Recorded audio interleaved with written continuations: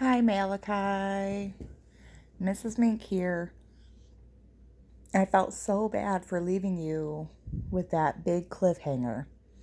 So I wanted to read you like two chapters, or I'll read you one chapter at a time, and then you could listen to it tomorrow and Friday if you want.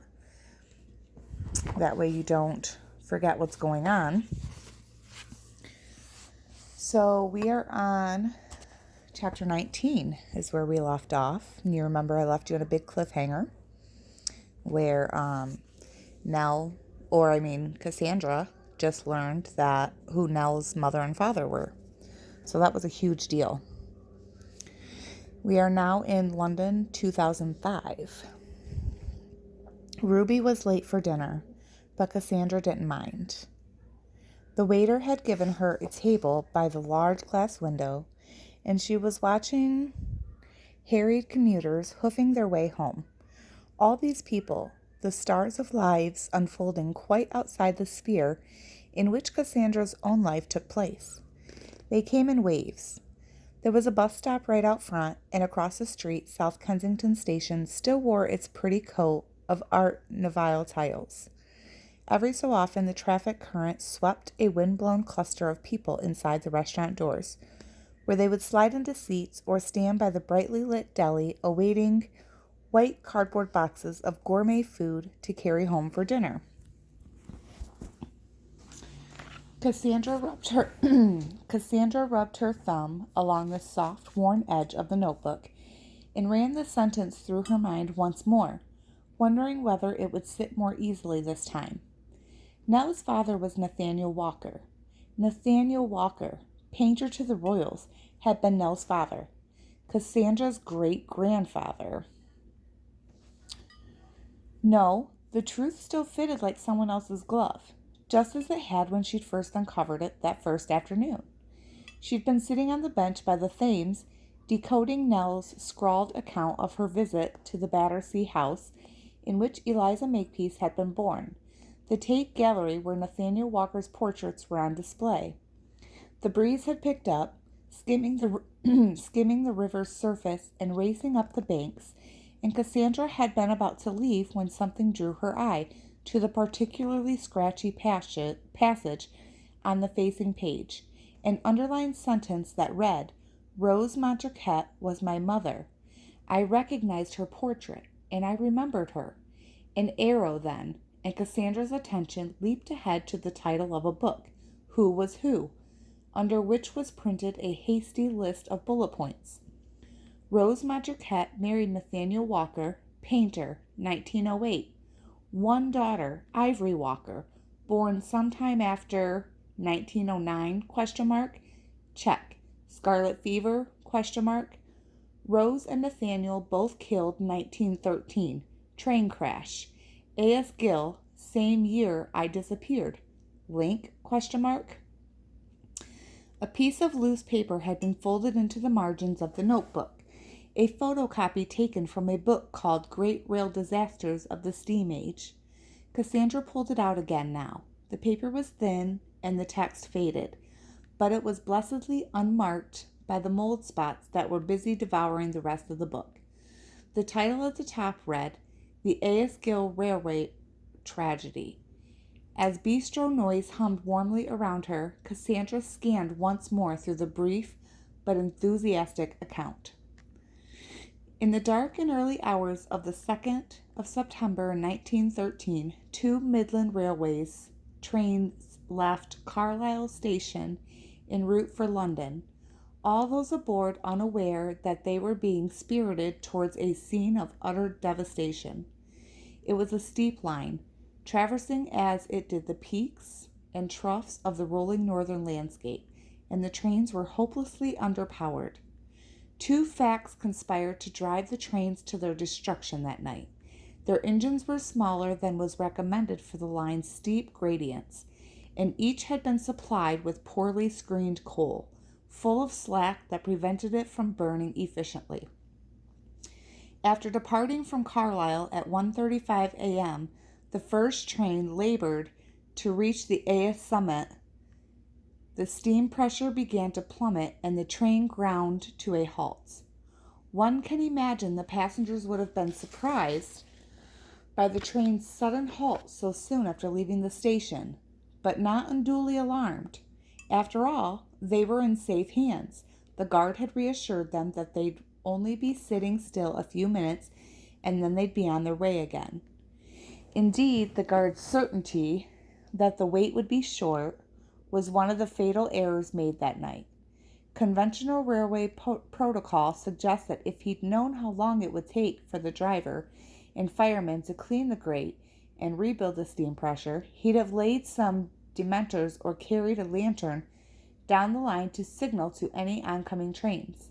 But alas, he did not, and thus the fates of the good folks on board were sealed. For further down the line, the second engine was also straining. It pulled a lighter load, but the small engine and inferior coal were nonetheless sufficient impediments to cause the driver difficulties. A few miles before Mallerstang, the driver made the fatal decision to leave the cab and inspect the engine in action. Though such practice seems unsafe by today's standards, it was quite a common occurrence in those days. Unfortunately, while the driver was absent from the cab, the firemen also encountered problems. The injector was stalling and the boiler level had begun to fall. When the driver returned to the cab, the task consumed their attention so fully that they both missed the red lantern being waved from the Mallerstang signal box. By the time they finished and returned their attention to the line, the first stalled train was but a few yards away. There was no way the second train could stop in time. As can be imagined, the damage was extreme, and the tragedy yielded unexpectedly high casualties. Additional to the collision impact, the parcels van's roof slid over the second engine and dissected the first class sleeping accommodation behind. The gas from the lighting system ignited and fire swept through the devastated carriages, claiming the lives of those poor unfortunates who stood in its way. Cassandra shivered as images from a dark night in 1913 assailed her. The steep summit ride, the night draped terrain through the window, the sensation of the train coming to an unexpected standstill. She wondered what Rose and Nathaniel had been doing at the moment of impact, whether they'd been asleep in their carriage or engaged in conversation, whether they'd even been speaking of their daughter, Ivory, waiting for them at home. How odd that she should be so moved by the plight of forebears she'd only just learned she'd had. How awful it must have been for Nell to finally discover her parents, only to lose them again in such a terrible way. The door of Carluccio's pushed open, bringing with it a burst of cool air laced with exhaust fumes. Cassandra looked up to see Ruby bustling towards her, a thin man with a shiny bald head close behind. What an afternoon! Ruby collapsed into the seat across from Cassandra. A group of students, right at the last. I didn't think I'd ever get to extradite myself. She indicated a thin, neat man. This is Gray. He's a lot more fun than he looks. Ruby, darling, what a charming introduction. He extended a smooth hand across the table. Graham Westerman. Ruby's told me all about you. Cassandra smiled. It was an interesting proposition, given that Ruby had known her the sum total of 2 waking hours. Still, if anyone was capable of such a miracle, Cassandra suspected it was Ruby. He slid into a seat. What a stroke of luck inheriting a house. Not to mention a delicious family mystery. Ruby waved at a waiter and proceeded to order breads and olives for them all. At the mention of the mystery, Cassandra's lips tingled with her newfound knowledge, the identity of Nell's parents. The secret, though, sat lumping in her throat. Ruby tells me you enjoyed her exhibition, said Gray, eyes twinkling. Of course she did. She's only human, said Ruby, not to mention an artist herself. Art historian, Cassandra blushed. Dad said you draw brilliantly. You illustrated a kid's book, didn't you? She shook her head. No, I used to draw, but it was just a hobby. Bit more than a hobby from what I hear. Dad said, I used to muck around with the sketch pad when I was younger. Not anymore. Not for years. Hobbies have a tendency to drop by the wayside, Gray said diplomatically. I submit as evidence Ruby's mercifully short-lived infatuation with ballroom dancing. Oh, Gray, just because you've got two left feet. As her table mates fell to debating Ruby's commitment to the finer points of salsa, Cassandra let her thoughts slip backwards to the afternoon, many years before, when Nell had tossed the sketch pad and pack of 2B pencils into the table where Cassandra was busy drowning in algebra homework.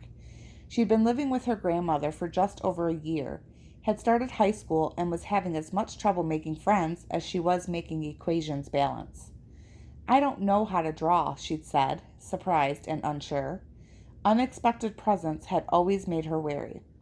You'll learn, said Nell. You've got eyes and a hand. Draw what you see. Cassandra sighed patiently. Nell was full of unusual ideas. She was nothing at all like the other kids' mums, and certainly nothing like Leslie, but she meant well, and Cassandra didn't want to hurt her feelings. I think there's more to it than that, Nell. Nonsense. It's just a matter of making sure you see what's really there, not what you think is there. Cassandra raised her eyebrows dubiously. Everything is made up of lines and shapes. It's like a code. You just need to learn to read and interpret it. Nell pointed across the room. That lamp over there? Tell me what you see. A lamp? Well, there's your problem, said Nell. If all you see is a lamp, you've no chance of drawing it. If you see that it's actually a triangle on top of a rectangle with a skinny tube connecting them, well, you're halfway there, aren't you? Cassandra shrugged, uncertain. Humor me. Have a go. Cassandra sighed again, a small sigh of extravagant tolerance. Never know. You might surprise yourself. And she had. Not that she'd exhibited any great talent that first time. The surprise had been how much she enjoyed it. Time had seemed to disappear when she had the sketch pad on her lap and a pencil in her hand. The waiter arrived and tossed 2 tins of bread onto the table with continental flair. Nodded as Ruby placed an order for prosciutto. As he left, Ruby reached for a wedge of focaccia. I don't know that word. She winked at Cassandra and indicated the table. Try the olive oil and balsamic. They're to die for. Cassandra dunked some focaccia into the oil and vinegar. Come on, Cassandra, said Gray. Save an old unmarried couple from bickering. Tell us about your afternoon. She picked up a crumb of bread that had fallen onto the table. Yes. Anything exciting? Said Ruby. Cassandra heard herself start speaking. I found out who Nell's biological parents were. Ruby squealed. What? How? Who? She bit her lip, arresting its attempt to tremble into a smile of self-conscious pleasure. Their names were Rose and Nathaniel Walker. Oh my goodness, Ruby laughed. It's the same as my painter, Gray. What are the odds of that? And us just speaking of him today. And he once living on the same estate as... She froze as realization turned her face from pink to white. You do mean my Nathaniel Walker? She swallowed. Your great-grandfather was Nathaniel Walker? Cassandra nodded. Couldn't stop herself from grinning. Felt vaguely ridiculous. Ruby's mouth dropped open. And you had no idea? Today, when I saw you at the gallery? Cassandra shook her head, still smiling like a fool. She spoke, if only to force the goofy grin from her face. Not until this afternoon, when I read it in Nell's notebook. I can't believe you didn't say something as soon as we got here tonight.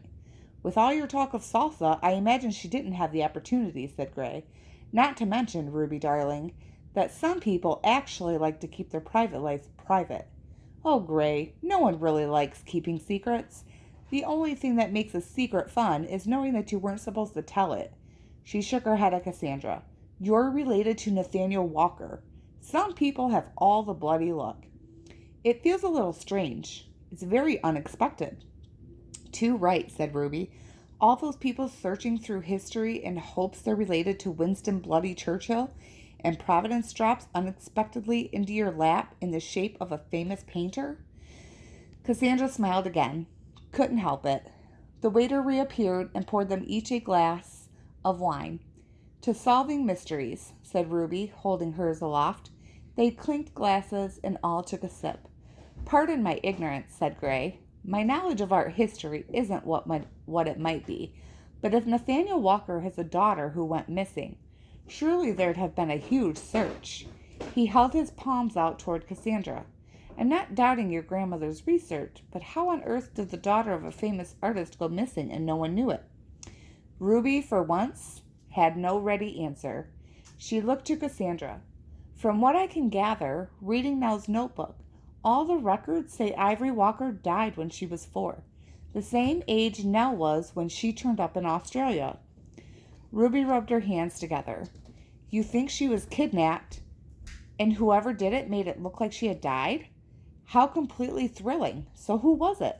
Why did they do it? What did Nell find out? Cassandra smiled apologetically. It seems she never managed to solve that part of the mystery. Not for sure. What do you mean? How do you know? I read the end of her notebook. Nell didn't find out.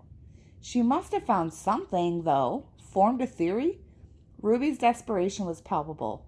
Tell me she formed a theory, left us something to go on. There's a name, said Cassandra. Eliza Makepeace. Nell wound up with a suitcase containing a book of fairy tales that sparked some memories. But if Eliza put Nell on the boat, she didn't make it to Australia herself. What happened to her? Cassandra shrugged. There's no official record. It's like she disappeared into thin air right around the time Nell was being spirited to Australia. Whatever Eliza's plans, they must have gone wrong somehow. The waiter topped their glasses and asked whether they were ready to order their main course. I suppose we should, said Ruby. Could you give us 5 minutes, though? She opened her menu with purpose and sighed.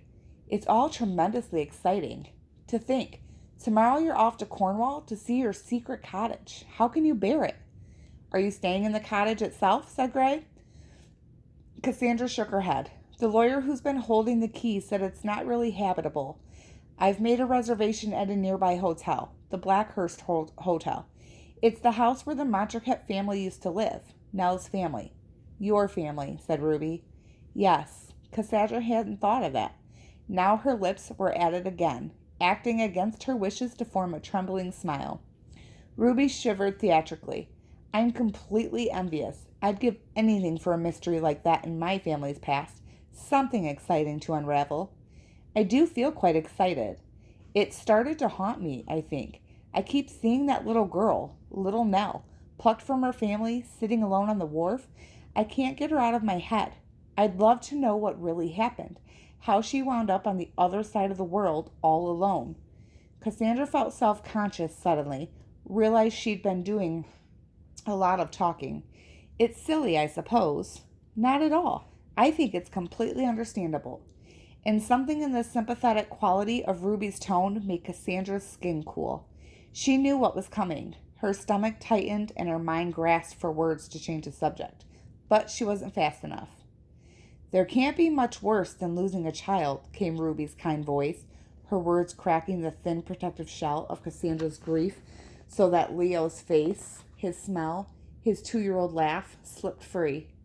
Somehow she managed to nod, to smile weakly, to hold back the memories as Ruby reached to take her hand.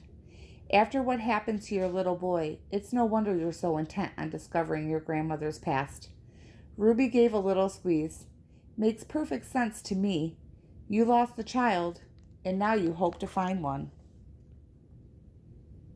So that's the end of that chapter. But wow, there's another. So it just says that Cassandra lost a child. We did not know that. So that's a first. So it's like every chapter we may find something out, but then there's another mystery. So crazy. So yeah.